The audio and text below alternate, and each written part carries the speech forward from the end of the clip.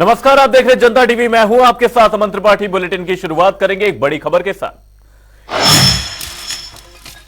Bulletin में रुक करेंगे 2 मिनट में 10 बड़ी खबरों की ओर। ऋषिकेश में चीला वाहन दुर्घटना में लापता महिला का मिला शव, नहर में बरामद हुआ महिला का शव, महिला अधिकारी के रूप में हुई पहचान।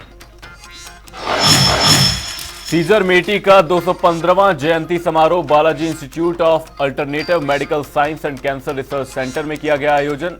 इलेक्ट्रो होम्योपैथी को जनप्रिय बनाने की हो रही कोशिश। देहरादून में कोहरे की वजह से ट्रेन संचालन हो रहा प्रभावित, ट्रेनों के शेड्यूल में भी हो रहा बदलाव, यात्रियों को हो रही परेशानी। हजारों किलोमीटर पदयात्रा कर रोहन अग्रवाल पहुंचे मसूरी, अग्रवाल महासभा ने किया भव्य स्वागत, पर्यावरण के प्रति लोगों को कर रहे जागरूक। हरिद्वार में विजिलेंस टीम की गाड़ी ने महिला और नाबालिग को मारी टक्कर, गंभीर रूप से हुए घायल, एंबुलेंस की मदद से उपचार के लिए भेजा अस्पताल। देहरादून में राज्य निर्वाचन आयोग ने लगाया जागरूकता अभियान, लोकसभा और निकाय चुनावों को लेकर लोगों को किया जागरूक, मतदान का समझाया महत्व। उत्तरकाशी में अवैध कच्ची शराब के खिलाफ पुलिस की कार्रवाई, 2 अभियुक्तों को किया गिरफ्तार, 50 लीटर शराब हुई बरामद। हरिद्वार में पुलिस ने यूपी के 2 वाहन चोरों को किया गिरफ्तार, 12 मोटरसाइकिल की बरामद, आगे की कार्रवाई में जुटी पुलिस। रुद्रपुर में अल्पसंख्यक उत्पीड़न के मामलों में सुनवाई, अल्पसंख्यक आयोग के सचिव ने 50 से अधिक मामलों में की सुनवाई, मौके पर कई प्रशासनिक अधिकारी रहे अनुपस्थित। विकासनगर में ठग गैंग का पुलिस ने किया पर्दाफाश, दर्जनों एटीएम कार्ड और असला बरामद, चारों के खिलाफ मामला किया दर्ज।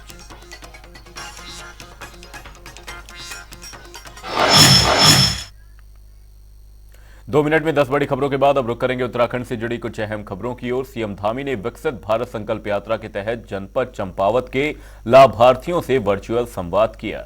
मुख्यमंत्री ने कहा कि पिछले 9.5 सालों में प्रधानमंत्री नरेंद्र मोदी के नेतृत्व में जनहित में कई निर्णय लिए गए हैं और समाज के हर वर्ग को ध्यान में रखते हुए योजनाएं बनाई गई हैं। साथ ही सीएम योगी ने कहा कि समाज के अंतिम छोर के लोगों तक योजनाओं का पूरा लाभ मिले, इसके लिए लगातार प्रयास किए गए हैं।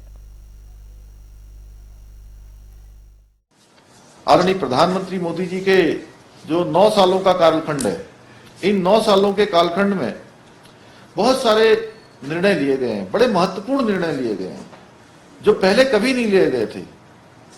आजाद भारत के इतिहास में अभी हमने आजादी का अमृत महोत्सव मनाया। 1 साल पहले आजादी के अमृत महोत्सव यानी कि 75 साल पूरे हुए। इन 75 सालों में जो निर्णय नहीं हुए थे, पहले के समय में जो योजनाएं बनती थी, वो योजनाएं कुछ लोगों को ध्यान में रखकर बनाई जाती थी, कुछ लोगों के फायदे के लिए योजनाएं बनाई जाती थी। मोदी जी के प्रधानमंत्री बनने के बाद योजनाएं गरीबों के लिए बनाई जाती हैं, योजनाएं हमारी गरीब बहनों के लिए बनाई जाती हैं, योजनाएं समाज के अंतिम छोर में रहने वाले, यानी कि जिसमें जो समाज के अंतिम छोर में रहकर जो आगे बढ़ सकते हैं, उनको बढ़ाने के लिए योजनाएं बनाई गई। उत्तरकाशी के भाटिया गांव में आयोजित रवाई कृषि एवं सांस्कृतिक विकास मेले का आयोजन किया गया, जिसमें विधानसभा अध्यक्ष ऋतु भूषण खंडूरी ने शिरकत की। साथ ही उन्होंने बाबा बौखनाग देवता के दर्शन के साथ ही पूजा अर्चना की और देश प्रदेश वासियों की सुख समृद्धि की कामना की।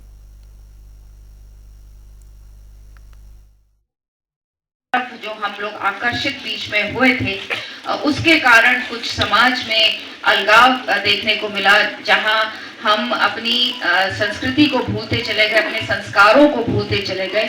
लेकिन मुझे आज बहुत खुशी होती है ये देखते हुए कि जो आज का नौजवान है, जो इस पीढ़ी का बच्चा है या जो हम लोग हैं, वो फिर से इस धर्म, सनातन धर्म की ओर जुड़ रहे हैं।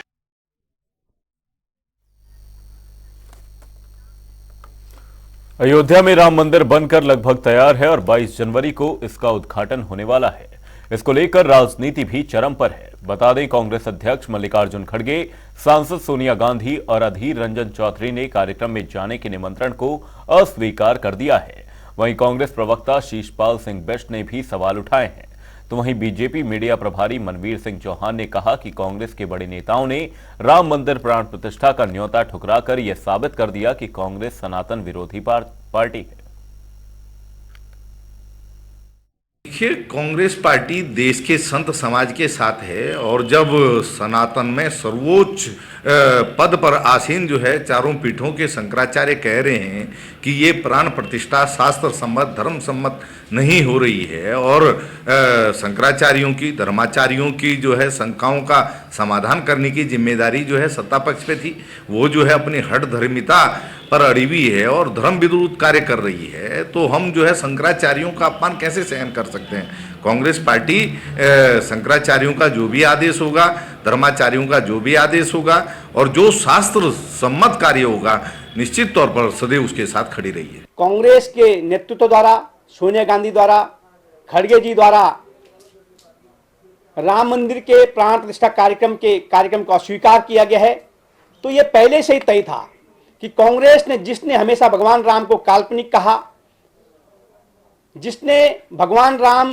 के मंदिर निर्माण के लेकर के सुप्रीम कोर्ट में उनके द्वारा उसका विरोध किया गया और अनेकों सनातन विरोधी कई करतूतें कांग्रेस के द्वारा की गई हैं, तो निश्चित है कि कांग्रेस के लोगों को सिर्फ पहले ये दिखाना था कि जाएंगे नहीं जाएंगे, लेकिन ये तय था कि उनको नहीं जाना था, क्योंकि सनातन विरोधी काम में हमेशा वो रहे हैं।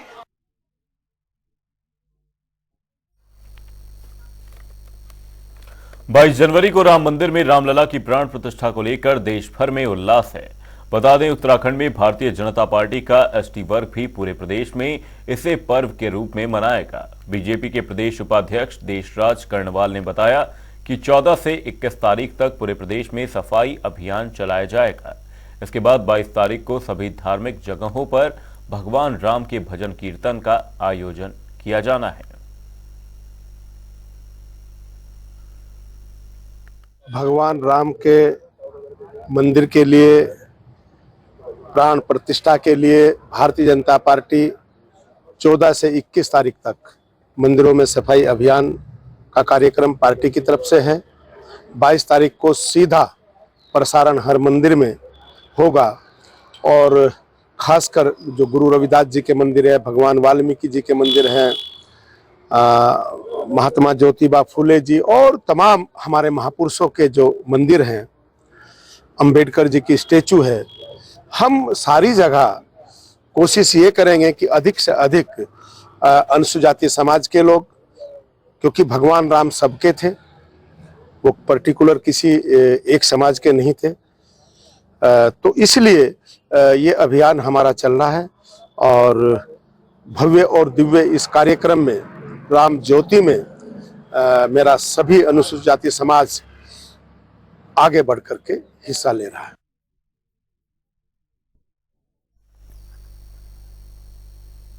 अयोध्या में 22 जनवरी को रामलला की प्राण प्रतिष्ठा के लिए तैयारियां जोरों पर हैं। इसको लेकर प्रशासन की ओर से भी तमाम कदम उठाए जा रहे हैं। इसी कड़ी में धामी सरकार ने अयोध्या जाने वाले यात्रियों के लिए बस सेवा शुरू कर दी है। दरअसल सीएम धामी के निर्देश पर हरिद्वार और ऋषिकेश से अयोध्या के लिए सीधी बस सेवा शुरू की गई है, जिसे परिवहन निगम के अधिकारियों ने हरिद्वार से पूजा अर्चना कर रवाना किया। बता दें कि बस का किराया 970 रुपए तय किया गया है।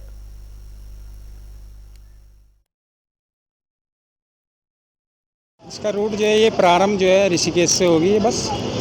ऋषिकेश से 7 बजे चलेगी, यहाँ पे 8 बजे आएगी, 8:30 बजे प्रस्थान होगा यहाँ से हरिद्वार से इसका।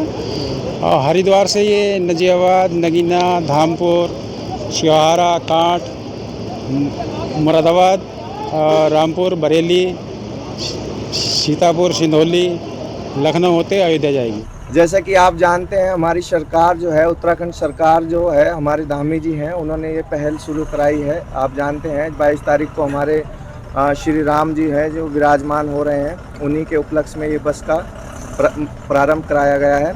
आज ही हमें पता लगा था सुबह ही कि हरिद्वार डिपो से एक गाड़ी अयोध्या के लिए जाएगी, तो हमने तुरंत ही अपना प्रोग्राम बनाया बच्चों के साथ। बच्चे अभी बाहर घूम रहे हैं और हमारे आराध्य भगवान प्रभु श्री राम, उनके दर्शन करने के लिए हम जा रहे हैं।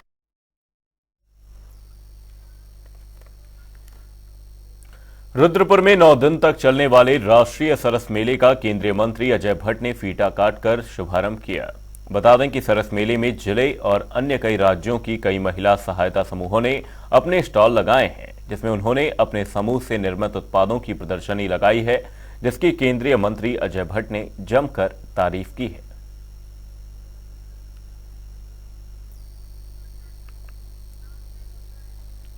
हर साल की तरह रुद्रपुर में इस साल भी उत्तरायणी महोत्सव का 2 दिवसीय आयोजन किया जा रहा है। बता दें कि 13 और 14 जनवरी को रुद्रपुर के शैल भवन के ग्राउंड में यह कार्यक्रम किया जाएगा। शैल परिषद के अध्यक्ष एडवोकेट दिवाकर पांडे ने बताया कि इस बार भी कार्यक्रम अपनी भव्यता लिए होगा। वहीं मुख्य अतिथि के रूप में केंद्रीय रक्षा मंत्री और पर्यटन राज्य मंत्री अजय भट्ट शामिल होंगे।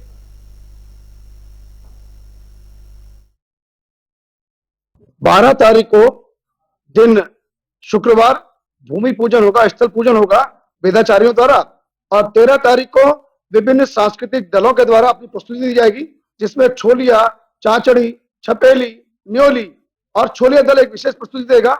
और 14 तारीख को विशेष रूप से नीति माणा का एक सांस्कृतिक दल आ रहा है जो प्रथम गांव से आ रहा है।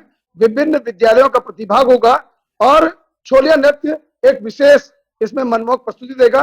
पहाड़ी व्यंजन विभिन्न स्तर के यहाँ पर रसास्वादन देंगे। झूलों के माध्यम से बच्चों का एक मनोरंजन रहेगा और विभिन्न विद्यालयों के सांस्कृतिक दलों के एक स्टॉल भी रहेंगे। और मैं इसके लिए विशेष रूप से जिन लोगों ने इस पौधे को लगाया उन सारे पूज्य जनों को प्रणाम करते हुए, आप सबका आशीष लेते हुए कल के प्रोग्राम से इसको कार्यक्रम को प्रारंभ करेंगे।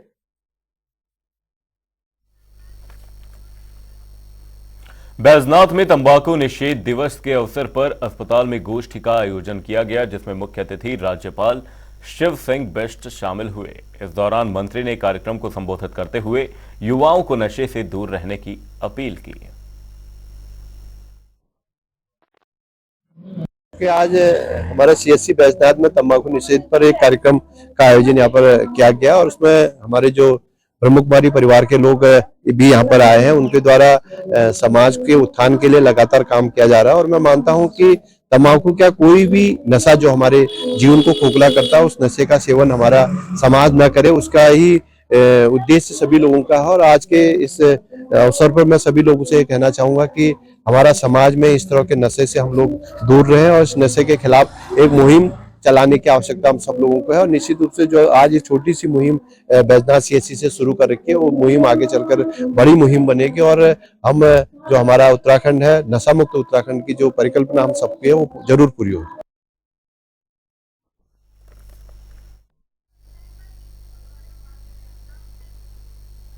स्वच्छता सर्वेक्षण 2023 में इस बार उत्तराखंड को झटका लगा है। बता दें, पिछली बार उत्तराखंड के 4 से 5 निकायों को राष्ट्रीय पुरस्कार मिला था, लेकिन इस बार केंद्र सरकार की तरफ से देहरादून नगर निगम और मुनि की रेती नगर पालिका को ही बुलावा आया है, जिसको लेकर कांग्रेस प्रवक्ता गरिमा दसौनी ने बीजेपी पर कई आरोप लगाए। उन्होंने कहा कि बीजेपी ने कोई विकास का काम नहीं किया है, सिर्फ और सिर्फ भ्रष्टाचार किया है।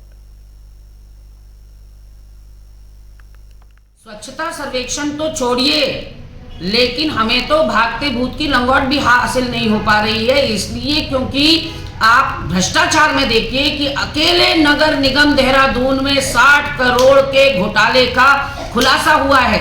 यहाँ बाहरी लोगों की नियुक्ति का खुलासा हुआ है और किस तरह से पैसे की बंदरबाट इन पिछले 5 सालों में सुनील उनियाल गामा के मेयर रहते हुए हुआ है। और एक खुलासा और हुआ था कि महापौर की संपत्ति 5 सालों में 20 गुना बढ़ गई है। तो ऐसे ही थोड़ी बड़ी होगी। अब आरटीआई में इतना बड़ा खुलासा हो गया है कि 60 करोड़ तो देहरादून का नगर निगम ही डकार गया, तो बाकी नगर निगमों की और निकायों की क्या हालत होगी, क्या स्थिति होगी। हम तो कह रहे हैं स्वच्छता सर्वेक्षण में ना हो चाहे कुछ भी, लेकिन कम से कम उत्तराखंड को दीमक की तरह तो ना चाटो, यहाँ भ्रष्टाचार तो ना करो। जो यहाँ के स्थानीय निवासियों का अधिकार है, नालियां, स्ट्रीट लाइट, ये सब तो दे दो कम से कम। रोज कूड़ा उठान अब होने लगा है, पहले जब ये नगर निगम के अंडर में था कुछ भी कूड़ा उठान तक नहीं होता था। राजकीय अस्पतालों में मरीजों के पर्चे पर ब्रांडेड कंपनियों की महंगी दवाइयां लिखने पर सरकार सख्त है। बता दें, स्वास्थ्य मंत्री डॉक्टर धन सिंह रावत भी कई बार कह चुके हैं कि कोई भी सरकारी अस्पताल का डॉक्टर बाहर की दवाइयां नहीं लिखेगा। अब मरीजों के पर्चे में बाहर की दवाइयां लिखने वाले डॉक्टर पर सख्त कार्रवाई हो सकती है। स्वास्थ्य सचिव डॉक्टर आर राजेश कुमार का कहना है कि स्पष्ट तौर पर सभी सीएमओ को निर्देशित किया गया है कि पर्ची में जेनेरिक दवाइयां ही लिखी जाएं। अगर निर्देशों का पालन नहीं किया जाता है तो कठोर से कठोर कार्रवाई की जाएगी।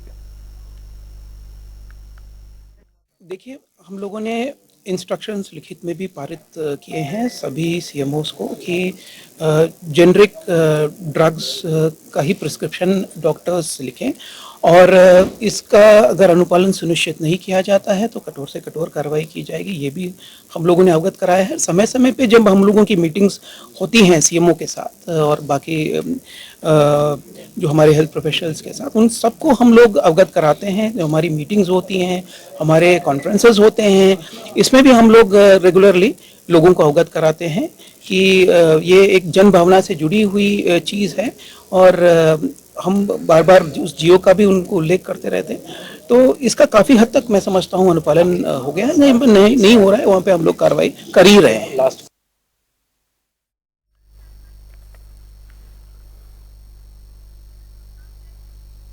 हल्द्वानी शहर के 14 चौराहों के सौंदर्यीकरण को लेकर प्रशासन की ओर से कार्रवाई जारी है।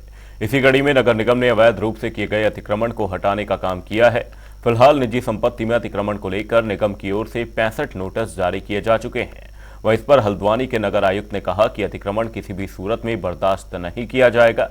शहर में सड़क के चौड़ीकरण के साथ ही पार्किंग के लिए भी स्थान चिन्हित किया जा रहा है ताकि भविष्य में ट्रैफिक की समस्या से निजात मिल सके। से रेलवे बस जो हमारा बस अड्डा है वहाँ तक रोड चौड़ीकरण का कार्य प्रगति पर है। जो संपत्तियाँ आ रही हैं, संरचनाएं आ रही हैं, उनके संबंधित विभागों को, व्यक्तियों को, संस्था स्वामियों को नोटिस दिए जा चुके हैं। उनका पक्ष सुनने के बाद अंतिम निर्णय उसमें लिया जाएगा। लेकिन जहाँ तक हमें स्पेस मिल रहा है, सरकारी संपत्तियाँ मिल रही हैं, वहाँ पर ध्वस्तीकरण और चौड़ीकरण की कार्रवाई प्रारंभ कर दी गई है। बाउंड्री वाल के निर्माण का कार्य भी प्रारंभ कर दिया गया है। कल हमने महिला हॉस्पिटल के अंदर भी मार्किंग कर दी है और आज वहाँ भी न्यू खुदान का काम शुरू हो जाएगा। नई बाउंड्री लगेगी, वो भी औसतन 4 से 5 मीटर पीछे जा रही है। इस प्रकार से 12 मीटर रोड चौड़ीकरण का कार्य करते हुए ट्रैफिक को स्मूथ करने का हमारा प्रयास चल रहा है।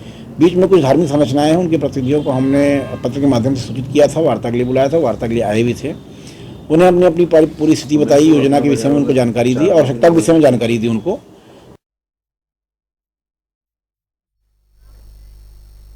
बुलेटिन में फिलहाल के लिए सिर्फ इतना ही। कहीं जाएगा नहीं। जनता टीवी पर खबरों का सिलसिला रहेगा जारी। तब तक के लिए नमस्कार।